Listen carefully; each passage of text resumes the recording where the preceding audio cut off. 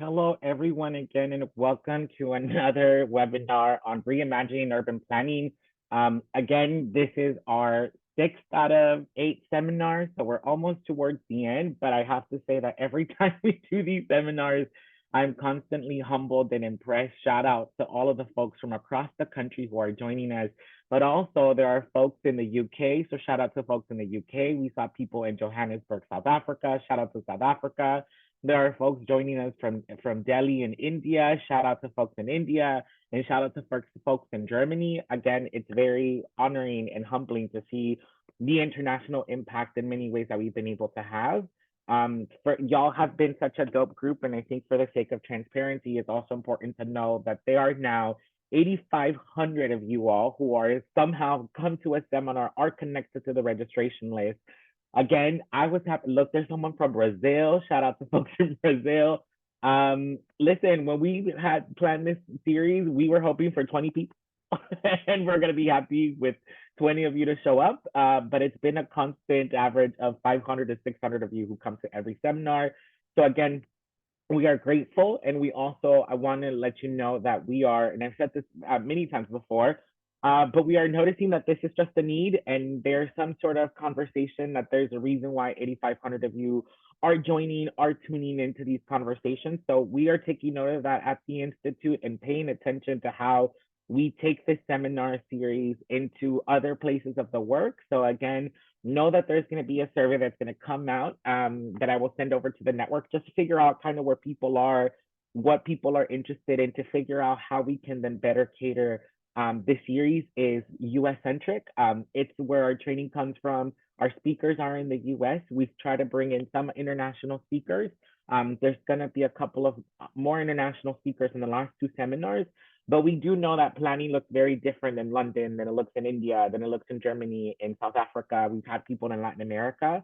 So we are thinking and, co-conspiring and thinking of ways to do that and to better cater to all of you. Also, some exciting news again, because this space is a space also of transparency, and all of you has made this possible. If you had followed us from the first seminar called The State of the Practice back in April, y'all know I was talking shit here and there about the institutions in general, but that's what I do. And from that, actually, we are now in a close collaboration with APA, the American Planners Association. So know that we're conspiring something. The series might become something later. I don't want to give too many details just yet as we're solidifying things, but know that they're listening. So there's an opportunity to do some of that work there as well. So again, thank you all. Just so you know, we have this seminar is on urban planning and its relationship to economics. We have the next one in October, which is called Urban Planning and Belonging in Urban Planning. We are the Othering and Belonging Institute, so of course we're going to talk about belonging and bring in some of the frameworks that we work with at the Institute and apply them to urban planning. We are going to take a break in November, particularly because in the US it is elections and there's a lot going on that I was like, girl, we all need to space the process, whatever the outcome, we need something to process. And truly that will inform, I'm pretty sure, the last seminar, which will be in December, the first week of December, and that is going to be a dope seminar, and it is called Planning for Dystopic Futures, because y'all know it's wild out here. Just a reminder, the way that we are going to work is I will be sharing a little bit of what we call the introductory dissent. There's a couple of thoughts. To be hella transparent with you all again, economics is not my forte per se, but she got a lot to say. So there's going to be an introductory dissent. Then we have our two speakers, Victor Sanchez and Eli Moore, who will then come in and give their presentations, and then we will be in conversation. So get your questions ready for sure. So let's just kind of get started on that. So when we talked the last seminar, if you came to our last seminar on urban planning and its relationship to land, what was really at the core of that conversation was how we as planners have been trained to be in facilitators of transactions of land. And so we talked a lot about what is our relationship to land, how are we rethinking the relationship to land, rather than looking at land as objects, are we really adding more subjectivity to our relationship to land? and the consequences that our contributions of the field have on the land. We are seeing that the climate crisis just increasing and exponentially. We're seeing the long-term effects of that. So we really had that conversation around land. Now, in this seminar, it's important to also understand that the primary motivator behind these transactions is profit. And we are operating in a capitalistic society. So in some ways, I believe, and this is Richard, we can't get into it with the rest of the speakers if folks disagree, but I truly do believe that our greatest mistake as humans are mega cities. It's just wild stuff out there. And I truly do believe that mega cities in particular, I think there's a cap, y'all. Like, there's nothing wrong with these smaller cities. Like, Minneapolis is cute. Like, other places in the country are Detroit is cute, but LA, New York, and now someone who lives in Mexico City, the largest city in North America, it's a hot mess.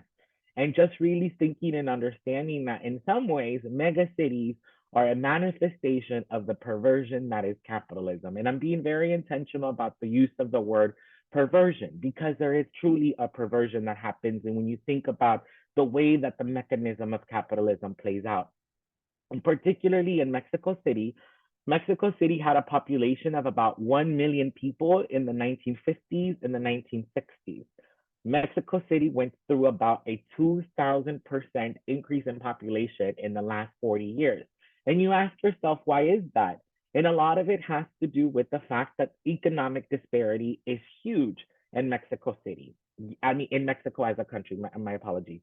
You have a country where about 60% of its population lives in extreme poverty. And a lot of the times, the only options that exist in the remote parts of Mexico are either you migrate to Mexico City or you migrate to the US.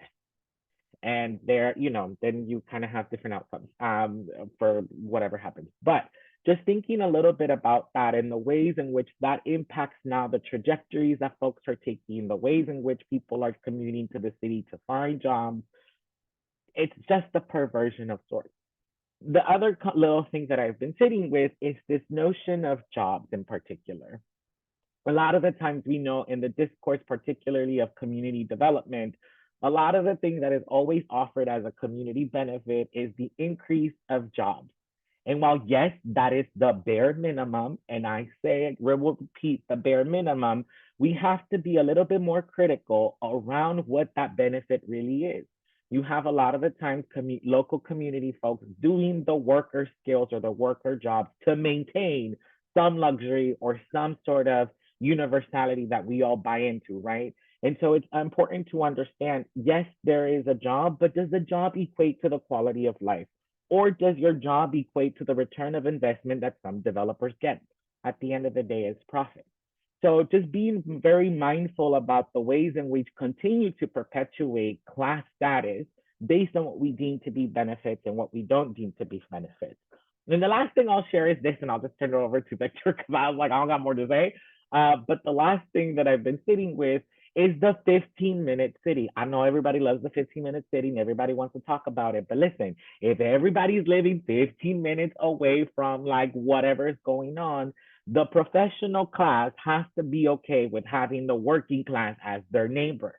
If we want to be real, right? And if we're all living in a 15-minute city, girl, you as an anesthesiologist got to be okay with having the facilities manager being your neighbor. There's no room for NIMBYism in a 15-minute city. So I just say that to say that it's also important to recognize that as we're having this conversation about economics, and this was brought up in our work retreat a couple of days ago, we have to be mindful of what we're willing to give up in order to create a world where everyone belongs, and what are we willing to accept. Again, are you going to accept the working class as your neighbor? I mean, that's what's going to happen, right? The 15-minute city, we saw it reduce a lot as well during COVID. I mean, folks were partnering. I mean, the scale of community kind of came down to the blocks, to the people around you, and many different ask the hard questions. I'm trying, y'all, and that's why we have this space for all of us to partake in that. So just some of the things to thinking about, and again, today's conversation is hopefully we also get to a place where we can begin to discuss what different economic models exist. How can we think about economic models a little bit differently in the way that they're applied to cities?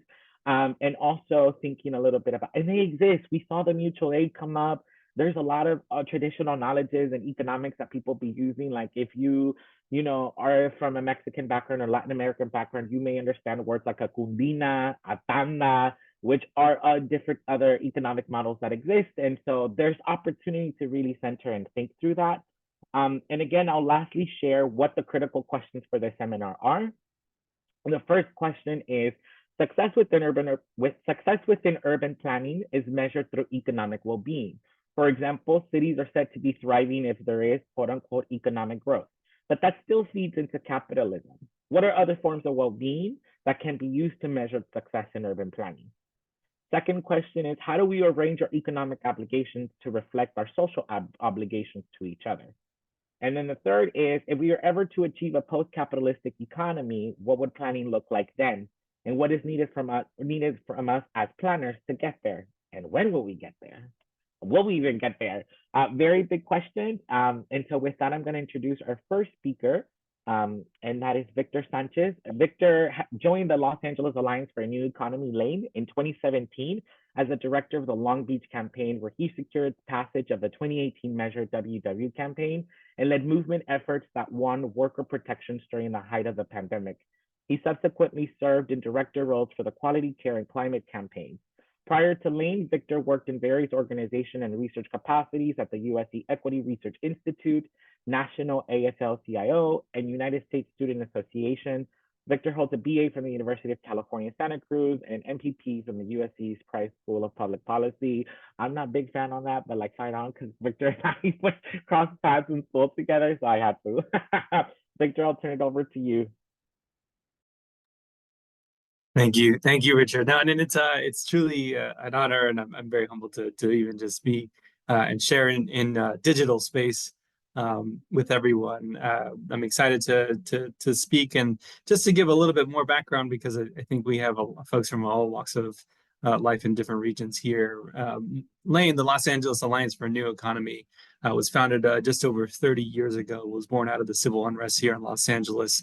And we're an organizing and advocacy institution that's committed to economic, environmental, and racial justice. And so for the last 30 years, we've really served as a bridge between community and labor power to win policies that improve the lives of working families in Los Angeles and Long Beach, but throughout the region here. And so our aim is really rooted in helping to build an economy that works for everyone, that is rooted in good jobs and thriving communities and a healthy environment. And so we do that through organizing, community organizing, building community coalitions, labor coalitions, research, communications, and policy work. And so I'm excited to help add to the discourse here and hopefully provoke a good conversation for folks, and so let's get into it.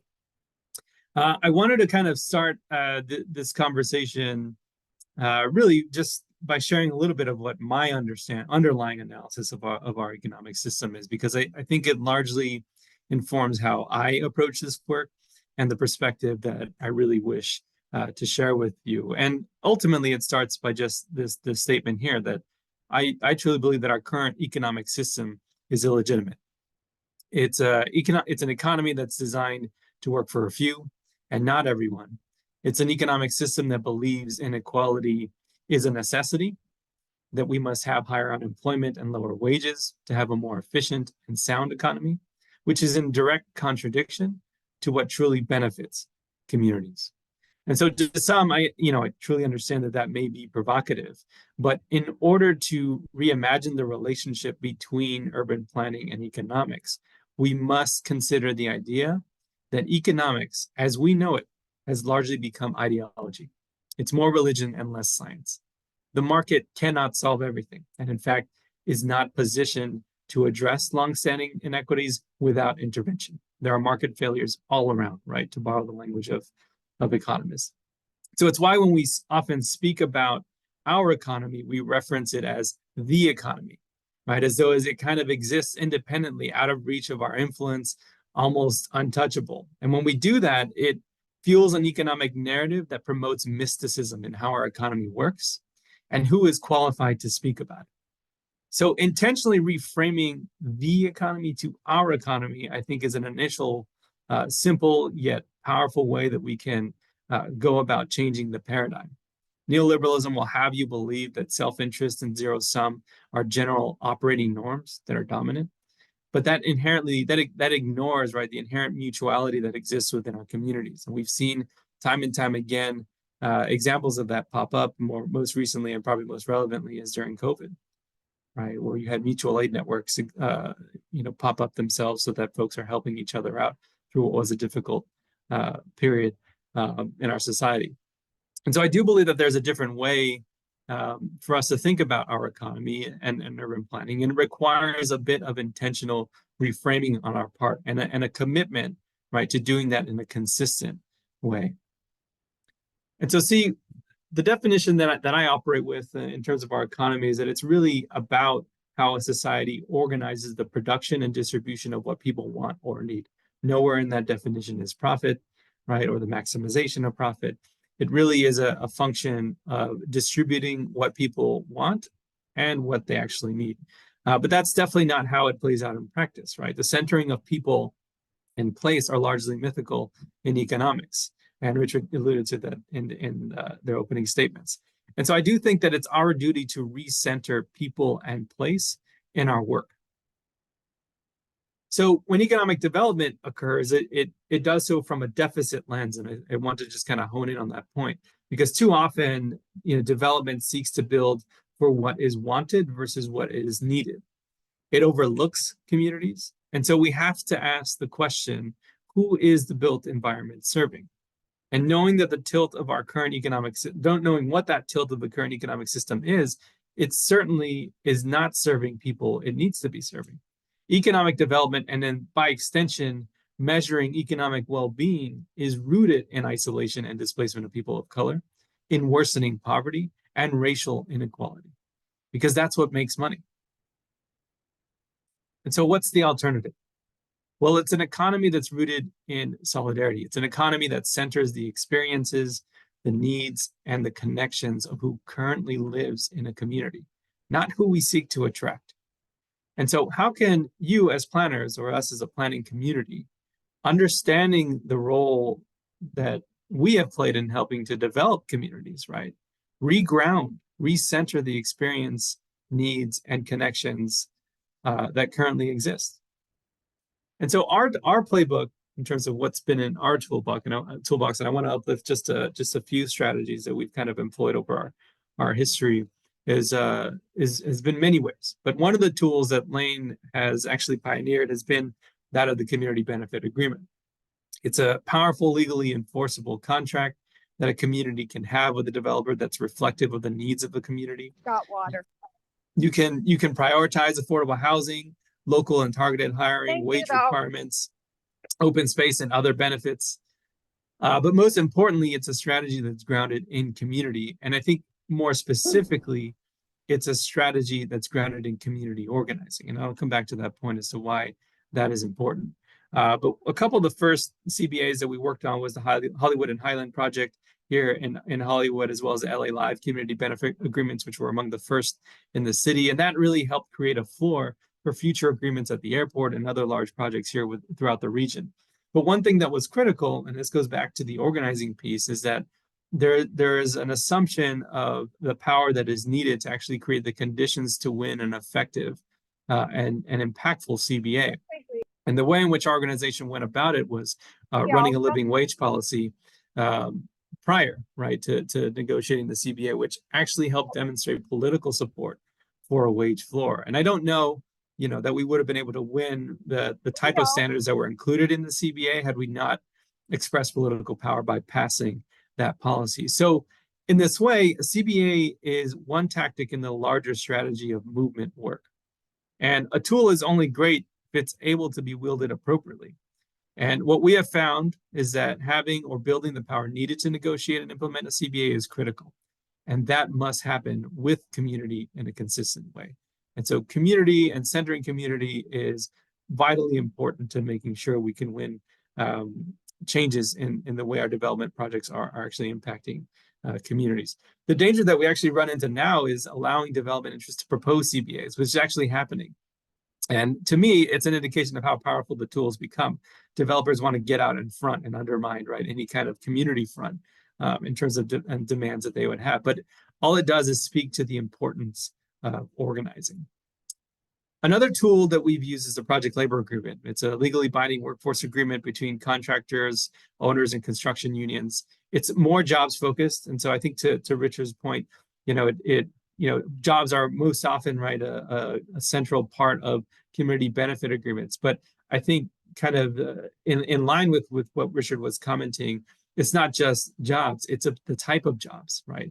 It's union jobs, it's family sustaining jobs, right? It's jobs that are targeted higher for low income and disadvantaged workers, the creation of pre-apprenticeship pathways, right? Apprenticeship pathways. It's jobs that make generational impacts, right, on families' economic well-being that PLAs help us create and provide. And so for us, this has looked different. We've used this largely winning PLAs where there's public money invested or put up as a part of a project's financing. We've supported the Building and Construction Trades Council in winning where the scale and impact can be large. So at the city of Los Angeles, at the airport, at the ports, at the school district. One of our current campaigns, the climate campaign, is actually built around meeting the climate crisis by ensuring that the federal investments that are coming down by way of Bill and IRA, which is the massive infrastructure money that is coming down, that the school district is taking advantage of those resources and meeting the climate crisis, but also making sure that there are strong labor standards that are attached to any kind of plans that the school district goes down to ensure that we are centering community needs around quality jobs, family sustaining jobs. And really at the end of it is just ensuring that public money is being used and maximized for the public benefit. A last tool that we're kind of thinking through is conditional use permits. How can the city leverage CPUs to meet the needs of existing community? A good example is if a neighborhood does not have access to a grocery store, how do you use CPU to require a new project to offer commercial space for a grocery store? How do you use CPUs to incentivize the type of development a community needs? Now, I totally understand that CPU changes can raise challenges with general plans, and especially if it generates inconsistencies. But that's why it's also important to intentionally right historical wrongs in the general plan process. And so too many general plans, I think, are reinforcing the racist legacy of redlining and not integrating a solidarity frame to what is needed equally across the city. For example, the zoning that's required to expand housing. We had this issue in Long Beach. Housing was largely left concentrated on the city's west side, leaving the more affluent and white east side without the zoning changes needed to meet the needs of the housing demands of a growing city. But back to the grocery store example, food equity and food access is a challenge here in LA, as it is in a lot of metropolitan areas. Now, we haven't done too much with CPUs. We're currently exploring the role that they can play in helping to meet the food access crisis, but we're doing this with UFCW 770, who is the union that largely represents grocery and retail workers. The union's interested in publicly financed grocery stores, and so we're asking this question of whether or not we can do something similar to what we've done with living wage. Can we achieve a policy victory that opens the door to publicly financed grocery options? And then use CPUs to allow for grocery options in new development projects to expand access to food and also potentially catalyze new worker organizing because of the public money that is involved. So these are just three examples of what's possible. They're all most powerful when they arise and are shaped and informed from a community-centered approach, from a solidarity framework. And so, I want to end by just saying that our challenge is great. But I challenge all of us, right, to reimagine what's possible by listening and centering community needs with a solidarity framework, that we can find out what interventions and mechanisms are needed to combat what are the backward tendencies of capitalism. So I'll go ahead and end there, and I'm really looking forward to continuing the conversation.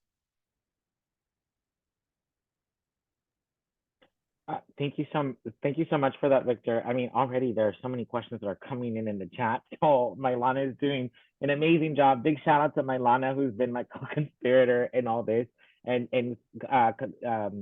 consolidating all of the questions. From there, we'll move on with Eli, and Eli is a director of the Community Power and Policies Partnership Program at the Other End and Belonging Institute. Over the last 20 years, Eli has facilitated numerous participatory action research processes and published various reports and strategy papers that have been cited by local, national, and international media outlets and policymaking bodies. His research focuses broadly on urban planning and policy, political economy, race, and human geography. He has co-developed original curriculum for community workshops on multiple topics, including extractive finance. He has also co-authored The California Story, an essay on the structural forces shaping economic and racial inequity in the state. So I'll turn it over to you, Eli. Thanks, Richard. Hi, everybody. Really excited to be here with Victor and with you all and share some thoughts and just get this, keep this conversation going. I have some slides and they're not pretty, but they have some links and I'll share them because I think, yeah, there's some good resources I want to share with y'all. Like Richard said, my background and kind of relevant experience is really in community-based participatory research with folks who are impacted by mass incarceration, fence line communities, folks with insecure housing.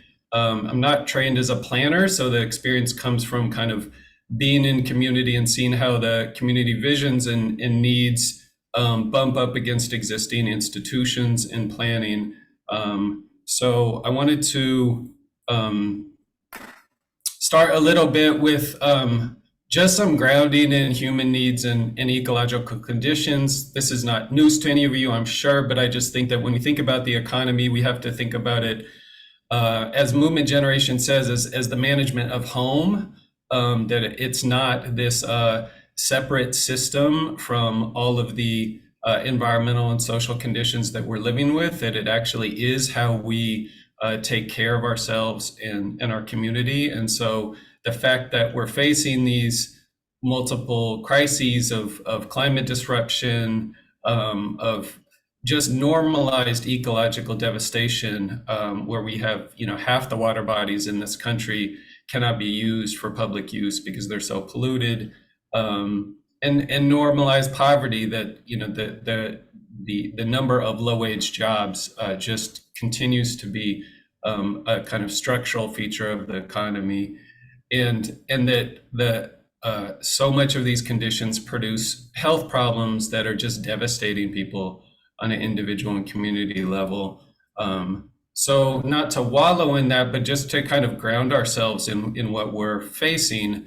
And when we think about our economy, like Victor said, it is continuing to allow this massive hoarding of resources at the top, with just ridiculous extreme inequality. But also something that became more clear during the pandemic is that the way that the sectors and supply chains are being organized, where they're all dominated by a few corporations, low union membership, and monoculture and monopolistic control, they're actually really fragile when it comes to ecological crises and climate crises. And related to that, they're really just not providing for huge swaths of society. So just recently, we've seen homeowners insurance corporations, just abandon entire states and regions and populations because the risk was too great or the profits were too low for them. And then the intergenerational impact of mass incarceration, of environmental racism, of the kind of extraction that's happened from communities of color continues to be compounded and perpetuated by the economy. So what does all this mean for planning? I want to offer a few kind of paradigms and practices that make kind of concrete application of these paradigms. The first is stewardship of bioregions. So I think we need to rethink the boundaries and the scales of governance and economic relationships. What we have as municipal boundaries and county boundaries are really remnants of colonial governments, and some big rancher who incorporated as a municipality. They really have nothing to do with where our water comes from, where our food comes from, how we relate to each other as communities. And so we have to kind of rethink what are those boundaries of governance, and how do we assert governance that actually allows us to manage those biological, those living systems. And a good example of this, I think, is the way that the city of Belo Horizonte in Brazil and other places created an alternate food system. They linked with small farmers in the rural areas, supported them by purchasing from them. Then they opened extremely affordable restaurants in urban areas and other food programs to address hunger and food scarcity. And so they really created a system that both that broke down that urban-rural divide and created an alternative. The second area or frame I want to introduce is around financing, regenerative restorative financing. So we even in the U.S. kind of nonprofit and affordable housing sectors, we see finance that's really driven by a banker's mentality of interest rates. And so I think we need to move towards reparative frames on finance where no interest loans or negative interest loans and patient capital are really more available to communities to do investment in community serving businesses, and that kind of social criteria of equitable community benefits is actually built into the financing criteria and allows for community governance of the businesses and ownership structures, that ownership structure is actually building in social benefit and public good and participatory governance into it. And I think community land trusts are a good example of that because they're creating permanent affordability and participatory governance of resources and business. The third is around just transitions, which is just essential right now. There's so many communities who are dependent on fossil fuels, and those workers, that tax revenue, and the other dependencies really create this kind of catch-22. And we need to have investments in planning and that facilitate a transition for those workers and communities. One of the ways is to think about how polluters will pay for that, how that environmental harm will be prepared, and then to focus on sticky industries like anchor institutions and others that, besides the renewable energy economy and other sectors that can kind of transition, that they can also provide a kind of landing place. The third area, and I think this is one that Victor was speaking about and Lane has really led in a lot of areas, is that we need to move planning into a more kind of proactive approach to government powers. There's a lot that local government can do through land acquisition, contracting, sponsoring research, plans, education, convening. There's a lot more that local government can do to shift the economy towards the public good and addressing some of these crises. And part of that is really like rebuilding public recognition of the essential role of government, because we're just in this, we're 40 years into this common sense that government is the problem and there's really no alternative. And there's, I think, a really exciting kind of opening now around challenging that thinking and thinking of the economy more through a lens like Victor was talking about of how it fosters solidarity and public good. And one example of this that I'm really interested in is this anti-displacement land banking program that Los Angeles has, where the local government is anticipating where they're doing infrastructure investments and in acquiring or holding land in those areas and dedicating them to community serving use to preempt the kind of speculative investment and displacement that often happens around infrastructure investments.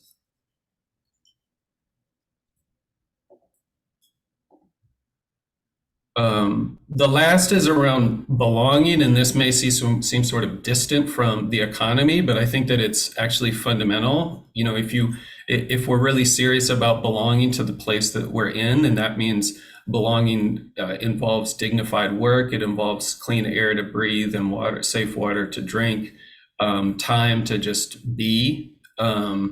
And so we at the Institute, we think about this as setting universal goals, but then having targeted strategies for addressing the particular barriers and providing the necessary support for communities who have been marginalized. And that there should be decision-making channels to facilitate co-creation, and then metrics to measure well-being qualitatively and quantitatively. And so I just want to, raise that framework as a part of this conversation. And lastly, I just wanted to honor John Borrego, who is a great professor of mine, scholar, activist, and passed recently. Thank you all.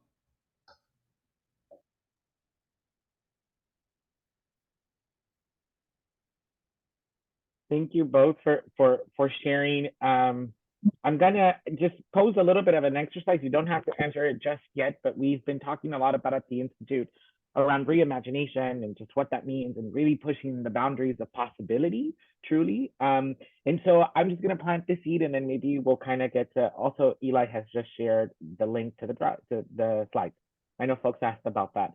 So I'm just gonna pose this here as a little exercise. Maybe we'll kind of get towards the end and see what y'all come up with, or maybe, and this is also open to everyone, but it feels out of both presentations, what is required, right, is a huge paradigm shift, not only within the field, but also just what is the approach to the built environment, particularly by everyone. I think the interesting thing and what I truly love about urban planning is that everyone has a stake in the conversation. And it's kind of our job to figure out, not to figure out, but to figure out the ways in which we facilitate that process for those who don't have the institutional knowledges that we have as professionals. And so what I'm curious about, based on all the little ideas that you shared, both you, Victor, and Eli, I'm curious for you to think about what is required for the paradigm to shift, whether from institutional barriers, cultural barriers, what do people need to know, what do people need to care about, but just as an exercise, and we'll jump into the questions from the audience, but what is needed for that paradigm shift to happen? I think just in the only context I'll give is that from the conversations we've been having in all of the seminars, it feels like in so many ways what we've been sharing and what we talk about in the seminars feel a little like exceptions or exceptional programs or amazing things that no one else is doing. And again, just thinking about at the Institute, we're thinking of how do we make belonging into a global norm? It's how do we think of some of these strategies to become norms and practices within the field as opposed to exceptions. But just a little exercise to think through. There's a question that came in that was pretty interesting, and this is around community benefits agreements. And the question is, how do we keep community benefits agreements to community rather than cities and developers now using it as a keyword to get projects approved, as we see in many communities burdened by the industry? We worked on a community benefits agreement project, and listen, it is not my space because I want to fight everybody. And so I'm learning boundaries because people know that I'm always trying to fight somebody. And in community benefits agreement, I get a name attached to the development, and I'm like, let's go. So the question is, again, kind of goes back to the jurisdiction of community benefits agreements. Who keeps it? Is it the community members? Should it be then a jurisdiction of cities? What do y'all think about that? I mean, I think for me, it has to be rooted in community. And it kind of goes back to this point around, part of the reimagining is also looking at urban planning as a tool for social good that is a community practice, right? That's necessary. Community planners as bridge builders and communicators of what the needs of communities are. And so the expertise, we really have to just relinquish the expertise in a lot of ways and allow that to come from community. And so I think when we allow it either to come from government or from developers, we relinquish leverage in a lot of ways and allow ourselves to be undermined. And so Oftentimes, you think that's what we're seeing right now with development projects, because I think interests understand the power of the tool, and so it's in their best interest to go ahead and undermine by proposing a benefit agreement that we then have to play defense on. And so I think rooting this in community and doing the hard work of community organizing, right, to maintain a coalition, to push demands, and to hold folks accountable, I think is, it's kind of the no shortcut way of doing it, by making sure that we can have strong and effective community benefit agreements. And it helps with implementation, because there's investment that's built throughout the process around winning an agreement and keeping developers accountable.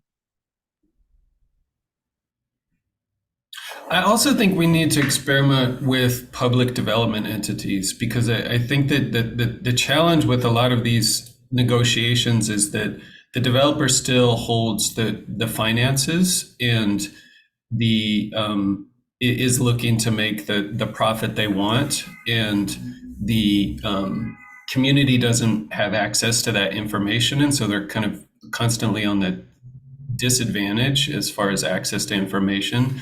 I think public development entities would, they would help with preventing the situation that happens so often where cities give developers these 100-year leases, or just give them the land. And yeah, you might get some community benefits, but then you're also just like transferring the public assets to a private developer. And developers are just organizers with capital. They're just people who know how to coordinate a lot of activities and have access to lots of capital. That's really all they are. So I think we need to kind of demystify development and turn it back towards public entities. And what you said, Eli, is actually super thought-provoking, because I think it plays into what you had mentioned in your presentation, which is kind of this view that we've been fed that government, right, is not a vehicle for change. That the government is, in all intents and purposes, the problem. And in many instances, it is not doing enough. But ultimately, it's a tool, right, toward, I think, contesting with capital for power. And if we view government as a tool, right, for contesting capital, which there aren't a lot of tools out there that can do that, right? I think this idea of having public financing, public resources play a more active part in development projects helps provide public leverage to be able to win the types of demands that are needed. And so I think that it goes hand in hand with this idea of just reimagining the role of government and what government can do, right, in helping to build out levers to be able to maximize benefits.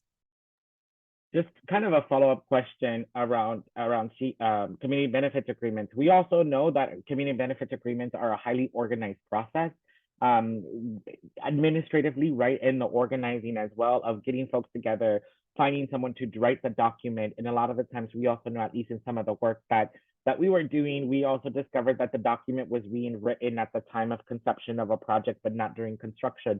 Market is going to fluctuate at all times, right? So there's a different market that you're coming in when a CBA is written than when the construction is going down.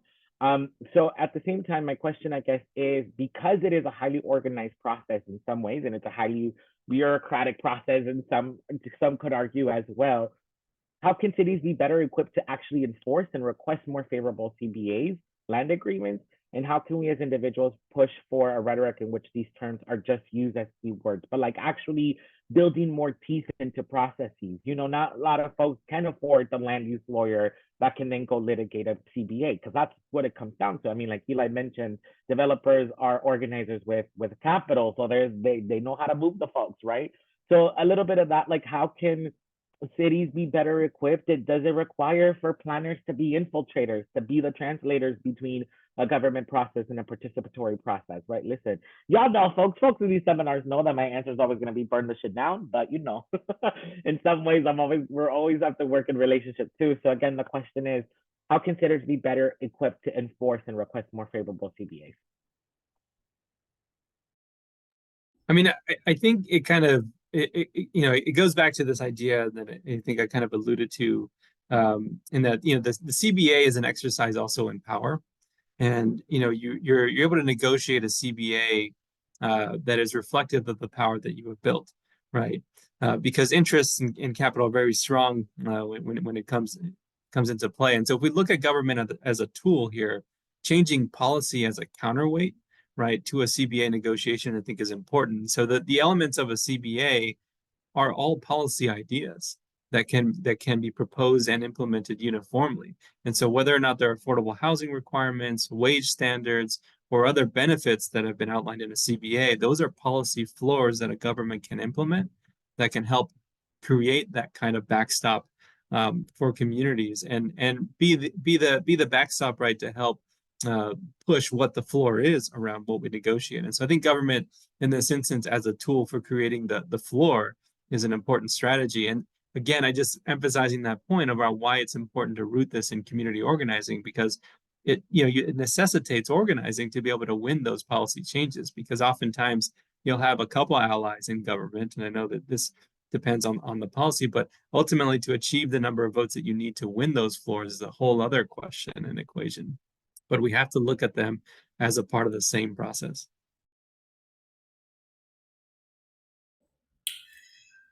Yeah, I think city policies that raise the floor for community benefits are a good idea. There's one in Richmond, California that I and others worked on that I'll share the link to. I don't think it's the silver bullet, but it's a version that I think is promising, and basically requires major development project, any development project that wants a development agreement with the city to meet certain basic requirements, and then to also negotiate a CBA. So it's both kind of creating a flexible process, that can respond to the particular community needs in the project, and a floor for what the essential requirements will be.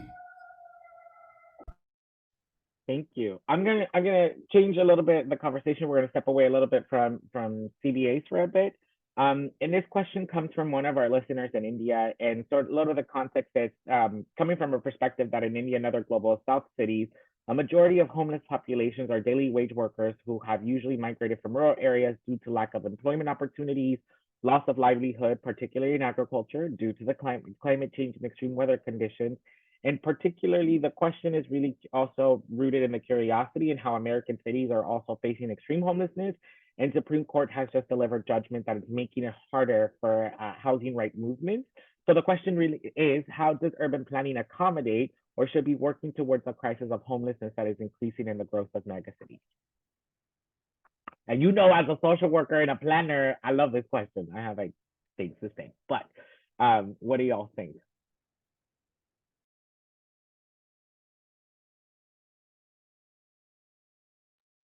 I mean, yeah, I mean, the one, this is the crisis of the day, and for all intents and purposes, right? But I think there are some good creative examples of how cities have responded, how planning in particular has kind of responded to this. And one of them is actually thinking creatively around land use, and what's been zoned and what needs to be rezoned. And I think a good example is the conversion of motels into temporary permanent supportive housing, right? Or transitional housing. And so I think that's a good vehicle. The tiny home development projects. Now, there's value judgments on whether or not these are the right solutions, but in the grand scheme of things, right? The suite of solutions that's needed, I think those are really good examples about how planning can help play a role in being creative around the adaptive reuse of existing facilities that could help benefit and serve as a bridge for some of our houseless population so they can get their feedback. And I know that, for example, one of the things that we pondered here in downtown is a ton of vacant office space, right? Or even hotels themselves, right? But motels that are dilapidated, that have been sore subjects for many different communities, right? What are the changes from a planning perspective that are needed to be able to get those land use properties to be able to play a function as a part of the solution, right, to providing housing for folks that are experiencing homelessness. Yeah, I agree with that. And I would just add, I think finance is the main problem with the housing crisis. The federal government divested from public housing and affordable housing, and there's some things that local planning can do, but the financing is just drastically inadequate. And low-income tax credit financing doesn't work for a lot of the projects needed. And, we've had places like the Bay Area where we've had massive wealth creation, displacing tons of people and pushing up real estate prices. That wealth is not generating revenue to meet the housing needs because we don't have the tax system set up to do that. And so I think in the U.S. we're really dealing with some like structural issues around revenue and finance that unless we start to solve for that, it's going to be difficult for planning to do much. 100%. Thank you for sharing that. The only thing I'll add, I think, as a social worker myself, I think one thing that can happen and something that we don't do enough as planners is incorporate case management in our work. Because at the end of the day, that's what we do. And a lot of the time, specifically because we as planners have been trained to operate in silos, it's important to understand that community members don't live the built experience, the environment in silos. And so in some way and capacity, one of the tenets of social work practice is linkage and referral. And as a transportation planner, this happens a lot. You may be doing engagement on a transportation project, and community members are going to be like, but what about the housing crisis? And what about homeless folks? And your job is not to be like, well, this is not my jurisdiction, it's not my contract, or I don't know. Your job is to be like, let me listen and link you up to the housing authority or link you up to the resources that are available to you. Because you may not work in housing as a transportation planner, but girl, you know what's out there. We know how we operate. We all talk to one another. So it's important to, in some capacity, think about the way in which we're also doing case management work with our client always being community. There's this misconception in planning that our client is the city. The client is not our city. Just because you work for them, you don't got to sleep with them.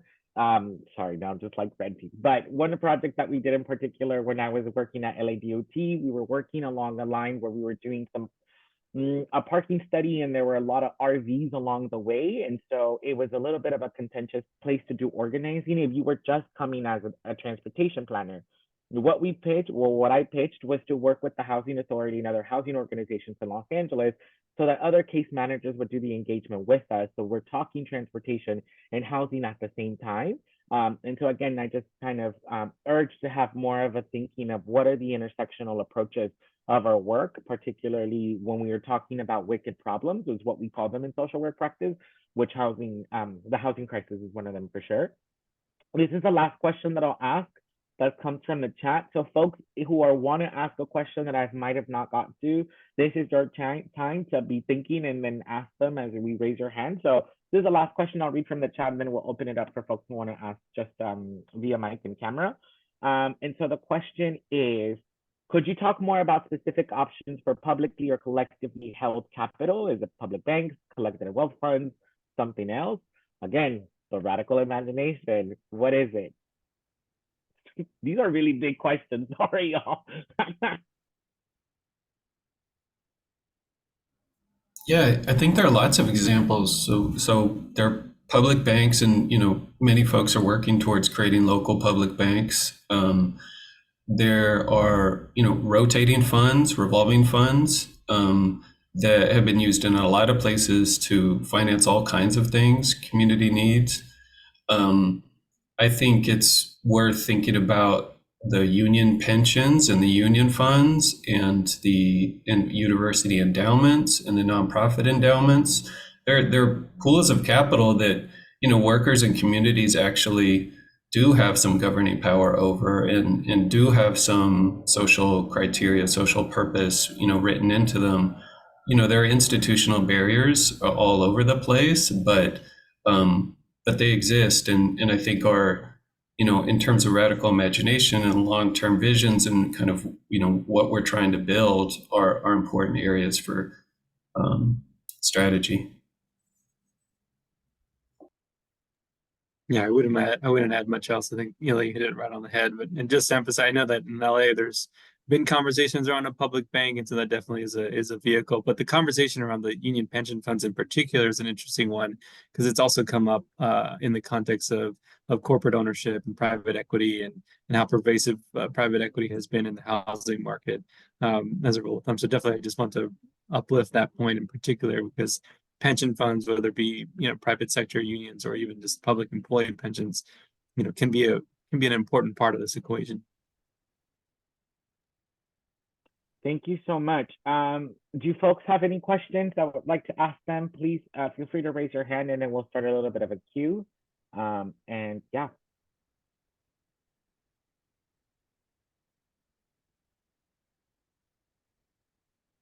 And nobody has questions.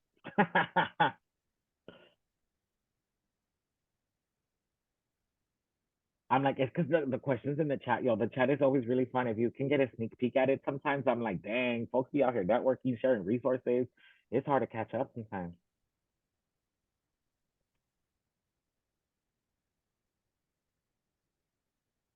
Nobody has any more questions. Okay. I think I see Elena Richards, you raised your hand. Elena, go for it. Hi there. I'm in a coffee shop, so it might be a little loud. Sorry about that. No worries. My question is about the feasibility of this kind of approach to economics. Like, where's the places within current government that we can like move the needle on this? Because that quote about you nobody's ever won anything by appealing to the moral authority of the morality of people in authority.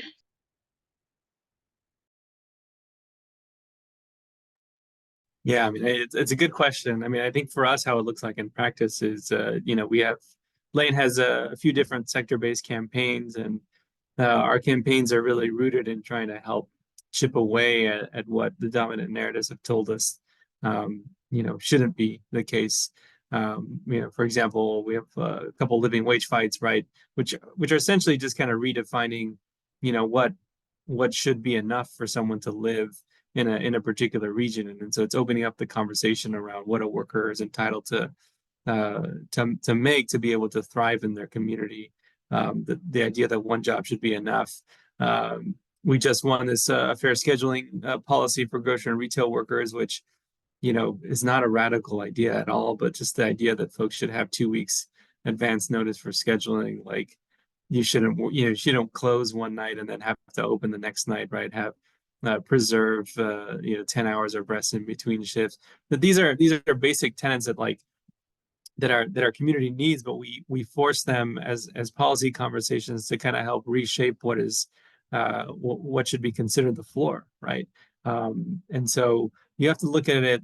I think for us, how it's kind of come up is through policy fights themselves, and us challenging narratives by proposing solutions that require a solution. I think like the tourism living wage fight right now is a really good one, because it's raising the wage for hotel workers from $25 an hour to $30 by 2028, and the industry will tell you that the sky will fall, right? And that's always the conversation. They did it again. They did that a few years back when we ran it the last time, but the data tells another story, and that actually the sector can afford it. And that's the flip side of the narrative, right? Is that, what about all those PPP loans? What about the increasing profits over the last few years, right? And that's the part of the narrative that we are hoping to uplift by running a campaign like this, to kind of pull back the veil on what dominant narratives exist. Because when we are at the doors, right, a common pushback for living wage campaigns is that, oh, we can't afford it, or that the cost will be borne by the consumer. But that's a narrative that's been propagated by capitalism, right? And so I think for us, we have to give ourselves the opportunities to push back, and the way we've done it is by moving campaigns that kind of get at this this vision that we seek. Thank you. I appreciate that narrative appeal. Thank you. I think we'll take Patricia maybe as your last question. I'll give you 30 minutes back of your time. I think we had a really great conversation thus far. Anyway, so we'll take Patricia's question, and then again, as you know, after I'll do just some final wrap up so folks can know what's ahead. So Patricia. Hello, Richard. Hello, everyone. Thank you for this great webinar. I just came back like 40 minutes from a conference about ethics and economics and social responsibility in the 21st century. So I did not see a lot, but I was really intrigued by this question about tourism, because I have a question how to, for instance, make social responsibility tourism, because Richard knows that we are doing a project in Český Krumlov, right, UNESCO city. So many tourists coming there, yet the locals have absolutely nothing from it, and it's completely unsustainable. There is a very high rate of an unemployment. A lot of immigrants are working in a precarious job. So do you have like any idea or experience with social responsibility tourism? Thank you so much. I mean, one way we're trying to actually address this is in the context of the Olympics, 2028, and also the World Cup 2026, right? And for all intents and purposes, the city of LA, there's a concerted economic strategy around global sports entertainment, right? And so that it's happening, it's coming, and so for our perspective is how do we fill that gap around impactful community benefits, legacy improvements, right, that outlast and outlive the games. And so I hope I'm answering the question, but I think for us, it's like, what is the city's commitment to housing? What is the city's commitment to transportation infrastructure? What is the city's commitment to a floor around wage standards and job standards, right? Because we hear about the Olympic preparation in terms of the venue creation, the Olympic lanes that are supposed to happen, and it's supposed to be a no-build Olympics. But for us, it's also, a highly corporate event. It's, it's privately financed, but, we're going to have buses of athletes going over, marginalized communities from venue to venue, and those communities will not see the investment that these games will bring. And so it's a conversation that we're thinking about, and trying to really hone in on what are those interventions that the government can make to enshrine legacy improvements that live beyond the games. And so housing is certainly one of them. And I think to Eli's point around the importance of financing, like there's been a lot of movement around a capital for finances. How can we raise more money for specific types of housing, social housing, workforce housing in particular, right? Transportation infrastructure, the concept of a 15-minute city, but just making the city more walkable, right? Connecting, corridors between venues and what that looks like, but also wage standards within the venues, within those cities. And so it's a really massive conversation that we're trying to figure out how to do. But I think there's a responsibility, right, for us to bring up that argument as a part of the narrative, and not just allow the Olympic Games to kind of come and go without there being a conversation about what we mean around legacy improvements for people's lives. And so that's kind of how we've been approaching it, is again through a policy lens. It's like, what are the interventions that we can make, and what's the community organizing that's needed to help win. Yeah, thank you very much for your answer. That is really great, because that is exactly what is absent in the Czech Republic. Nobody ever thinks about the people. Nobody has these questions, and nobody cares about the fact that you have 300 Airbnbs, but there's no social housing for people who are marginalized or for low income background. So thank you very much for your answer. Do you want to add something, Eli, or how do you feel? I don't have experience with tourism, so I can't speak to that. I won't try. I think that the previous question about kind of building power and shifting norms, I think just to add to what Victor said, I think building local political organizations is just essential. And, in the US, the growth of the nonprofit sector has been really positive in a lot of ways, but in other ways, it's really, this is part of my experience as a kind of activist and professional. It's led us folks who care about this community-centered work into nonprofit structures, which are great for some things, but they aren't great for political organizing, obviously, or direct action organizing or union organizing. And we need to have multiple different types of entities and formations, and local political organizations that don't take that many people to run a strong race at a city district or city level are so powerful, and I think underappreciated. Yeah, thank you for that. Also, shout out to Sweet Tea, who is an elected official and a planner, and who encourages all planners to run for office. Yeah, more planners need to be running for office. Bad most. I was like CD9 2026. What? Victor got it. I've seen Dane and Kirk. Maybe you both can ask your questions and then folks can answer. So I'll start with Dane and then we'll go to Kirk. Go for it. Hi, yeah. First off, thank you. And I also see that Fatima has a similar question, but do you guys have, I guess, any advice on how to start some urban agriculture through these newer communities, or I guess really, yeah, any insight into maybe sustainable farming or hydroponics? Great question. Kirk. Good afternoon. Thank you for the excellent presentation. And in fact, the presentations touched on some of the strategies that have been identified as community wealth building, and how do we look at the pillars of those community wealth building strategies as a fundamental to the development process up front. I'm in a planning department in Milwaukee, and they have a big initiative called Growing MKE. And the idea is to grow the city to 1 million people. And a number of community organizations have asked the question of what the implication is for this, because the city has actually advanced new zoning changes to actually facilitate more and different varieties of housing, with the assumption that the market will inherently respond in ways that will be more distributive. And we know more than likely that won't be the case.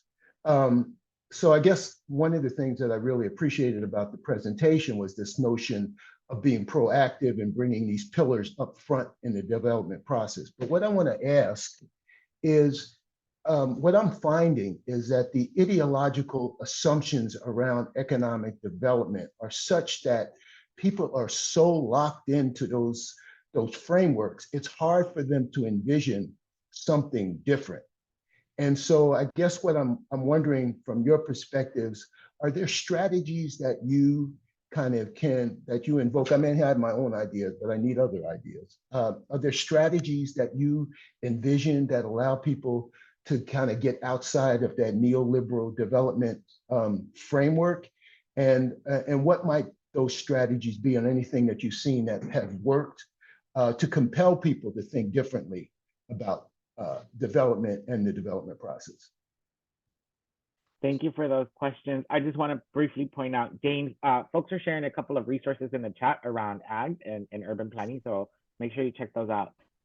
So yeah, Eli, Victor, the questions are all yours. Pick your poison. Choose your path.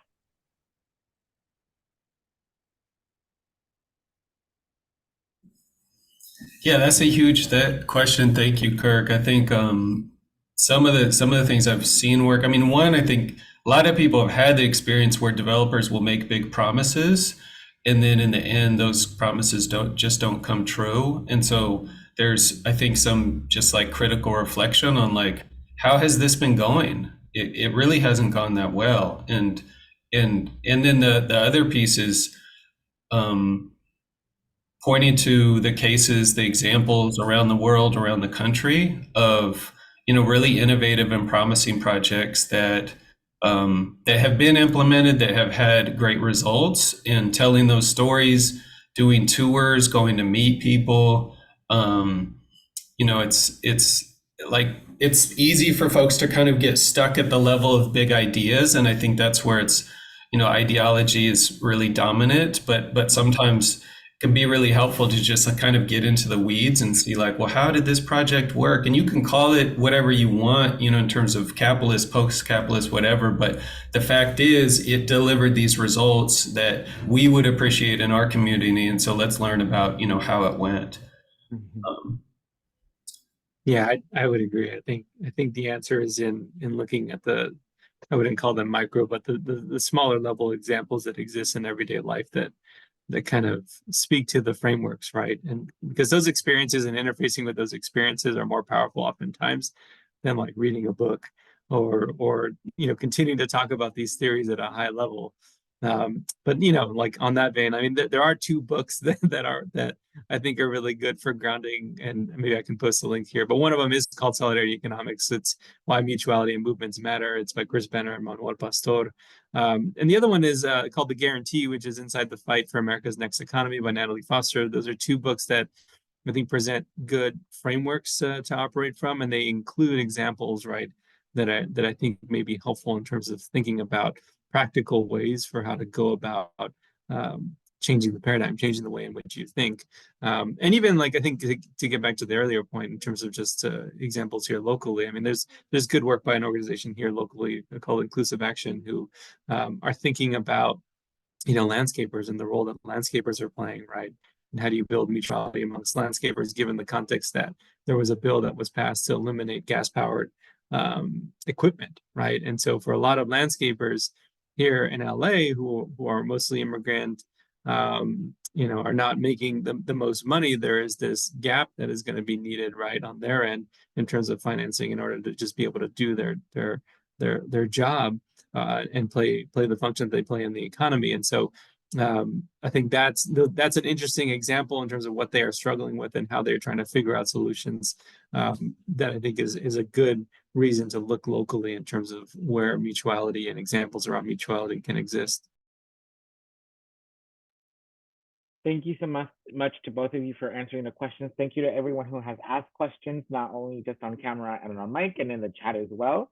Well, that brings us to the end and closing of our seminar on urban planning, its relationship to economics. Again, thank you so much for participating in our seminar series on reimagining urban planning.